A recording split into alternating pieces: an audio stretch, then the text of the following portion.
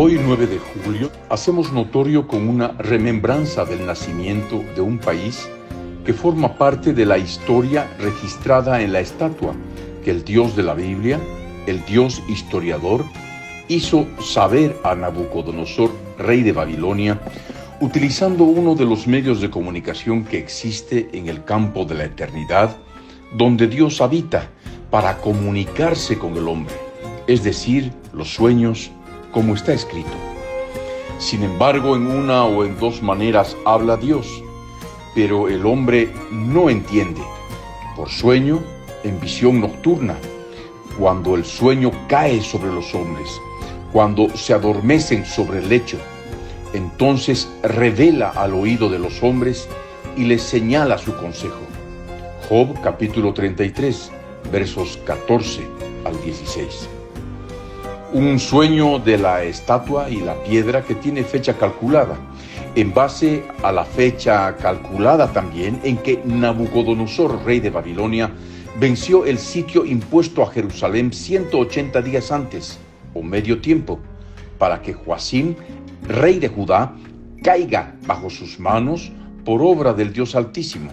es decir, el 17 de julio de 605 a.C., a las 2 de la mañana, 21 minutos 00 segundos, Israel Standard Time.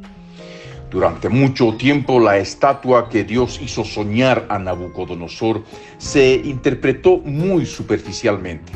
pues se limitó a solo describir la sucesión de los imperios que vendrían después del imperio babilónico, representado por la cabeza de oro, es decir, el imperio medo-persa con el pecho y brazos de plata,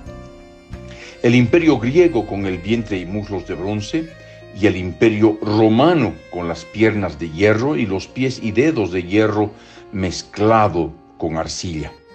Y hasta ahí llegaron, ignorando que el registro de la historia en la estatua no terminó con la caída de los imperios mencionados, sino que continuó a través de los siglos hasta que la piedra no cortada por mano, que es Jesucristo, la piedra angular desechada por los edificadores, la roca de los siglos, la roca eterna,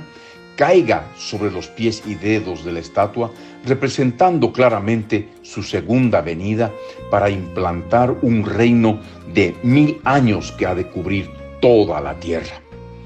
Conociendo esto, entonces la historia continúa con el legado cultural que cada uno de los imperios ha legado a la humanidad. Pero para comprender el legado cultural de cada uno, debemos ir a sus orígenes. Y todos tienen su origen en Babel, que es fácil de entender, pues es la cabeza de oro. La cabeza de oro es origen y a su vez cabeza. Origen y cabeza viene a ser lo mismo. Y es en el origen donde empezamos a comprender más lo que significa la estatua. Pues sabemos que Babel es asunto de dispersión de la humanidad por toda la tierra, formándose las naciones y en base a lenguas o idiomas. Y más adelante se repite la historia porque con la división del Imperio Romano se produce también la dispersión de su cultura, juntamente con los idiomas que fueron parte de él. Es decir, el inglés por medio de la provincia de Britania, y lo que fue después el imperio colonial británico, otro por medio de las lenguas romances que derivaron del latín, como ser el español, el portugués, el francés e italiano, por medio del imperio colonial español, el imperio colonial portugués, el imperio colonial francés y el imperio colonial italiano, respectivamente, además del imperio turco u otomano y el idioma turco. Imperios que impusieron el uso de sus respectivos idiomas en los territorios que tomaron bajo su poder y que permanecen hasta hoy. Entonces, entender la estatua es cuestión de imperios, que forma parte integral de la cultura romana y su legado cultural, y por ende que proviene del origen, es decir, que todo viene desde la cabeza de oro, cuando toda la humanidad hacinada en Babel estaba bajo un solo gobierno dictatorial, bajo Nimrod, quien fue el primer poderoso en la tierra después del diluvio. que se ha de volver a repetir bajo el gobierno mundial. Un imperio a nivel global bajo un solo hombre que ha de ostentar autoridad sobre toda tribu, pueblo, lengua y nación. Además de esto, debemos entender que la estatua es un asunto de dispersión, porque los términos originales hebreos respecto de la dispersión de la cultura romana se usan también respecto de la dispersión de Babel. Y así se determina que Dios mismo es el que provoca la dispersión, así como lo hizo en Babel. Por eso está escrito que es el Dios que hace esparcir a los moradores de la tierra, provocando trastornos en ella. Y está escrito: he aquí que yo soy el que soy, vacía la tierra y la desnuda, y trastorna su faz, y hace esparcir a sus moradores. Isaías 24, verso 1. Habiendo entendido esto, podemos saber por la historia que a fines del siglo XIX y principios del siglo XX, la superficie de Italia fue trastornada por hambruna y por guerrillas conocidas como el bandolerismo, razón por la que muchísima gente italiana, llena de la cultura romana, la cultura del hierro, emigró a diferentes países en el mundo, especialmente a la Argentina, que hoy gran parte de su población es descendiente de italianos. Estos migrantes italianos, aunque tuvieron que aprender el idioma oficial que es el español, que también deriva del latín, castellanizaron muchas palabras italianas, haciéndose parte del lunfardo, un lenguaje que se constituye en una mezcla de los idiomas de los inmigrantes,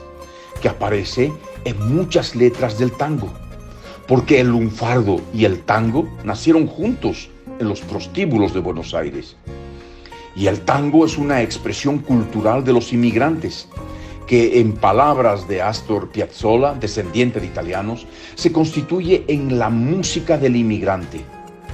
que está llena de tristeza por estar lejos de su terruño que tuvo que dejar a la fuerza. Así entendemos la estatua en los pies de hierro disperso en la arcilla, con el tango como expresión cultural musical, que es música de los inmigrantes, en los que los migrantes italianos, así como en el lunfardo, cumplieron un papel preponderante.